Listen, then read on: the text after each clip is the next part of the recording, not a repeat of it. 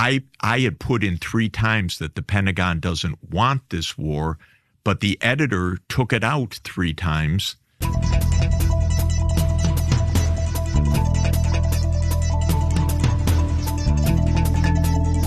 There are groups that say, you know, we don't really have any fundamental conflict with Russia, and Russia's no real threat to us, but China's the real threat. So we should end the war in Ukraine, something I completely agree with.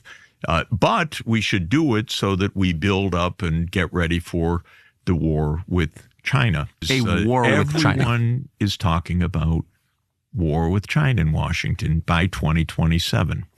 And it's so weird. Major article in the New York Times, which I actually once upon a time read with interest. But in any event, it was a story about the Pentagon preparing for war with China. And I wrote the reporter, actually. This is another, I know these people for decades. So I wrote the reporter and I said, thank you for writing that story. I was happy to read it now because there'll be no time to read it after the war. We'll all be dead. So I'm glad that we have the story now. And the reporter wrote back to me right away, said, Jeff, the editor, I had put in 3 times that the Pentagon doesn't want this war, but the editor took it out 3 times.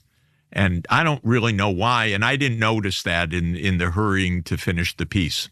Yes, there is a group gearing up for war with China. It's unbelievable. Nuclear superpower with a much larger army in their on their shores. I mean, the whole thing is beyond belief. Why do we need a war with China?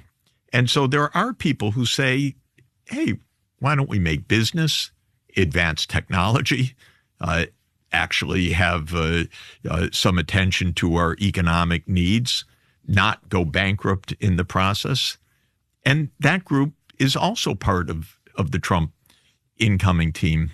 And this is probably the most consequential question that a country could face, is which of these different voices will prevail in this new administration.